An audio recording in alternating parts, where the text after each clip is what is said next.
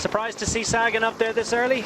Well, he's up in the mix, but he's devoid of any teammates. He's going to have to fly solo now, but his team have ridden extremely well, but completely notable by their absence. So at the moment, Peter Sagan is going to have to surf the wheels. Sat about 7th position as they go through this narrow pinch point with just over 1 kilometre to go. So now BMC it is that have the honour of leading the peloton under the kite inside the final kilometre of this third stage of Tirreno-Adriatico. It's Daniel Oss absolutely piling it on to try and get Greg Van Avermaet into perfect position. We're inside the final kilometre as Peter Sagan has slid back down the road. That bottle dispensed with and bounces back from the curb. There's the kite, there's the final kilometre, so you don't need any indication about how far they have to go. It's 1,000 metres just under at this point. BMC have got control of the peloton and got perfect position for Greg Van Avermaet, but what has he got? Katusha looking to get involved as well.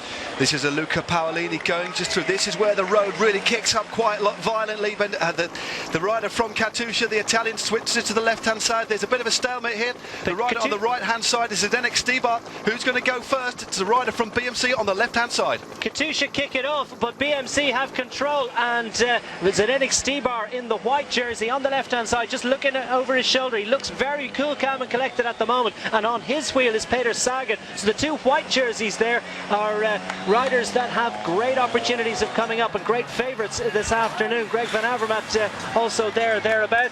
As we also see Giant Alpecin moving up. Is that Geschke perhaps that is trying to get in amongst them? Did well in this stage last year. Cancellara on the left-hand side in the white jersey is also, as they run towards the line. Oh, and there's almost a clash as they're running to the line and they're bouncing off riders left, right and centre. Still BMC have it on the front as Greg Van Avermaet goes for the line. Greg Van Avermaet is going for it. Will he be able to hold off? Zdenek Stybar comes off his wheel inside the last 50 metres. Here comes Peter Sagan. Sagan round the outside, goes for the line. Who got it? Van Avermaet just about hung on for the victory, and that means a hell of a lot to the BMC rider. They were the team up there in numbers and they rode extremely well. Takes it by half a length there. A great shot, side shot there. But here we go, a great lead out by his BMC teammates, but look how long Greg Van Avermaet had to go here. He had to time it just right, but that initial kick really distancing Zdenek Stybar.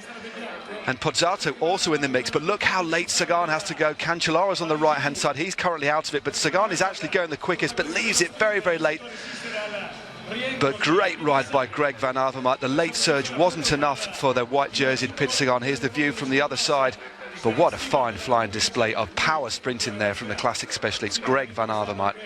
Well deserved, one of the most I don't know, the rider that rides with such panache, such style, such verve.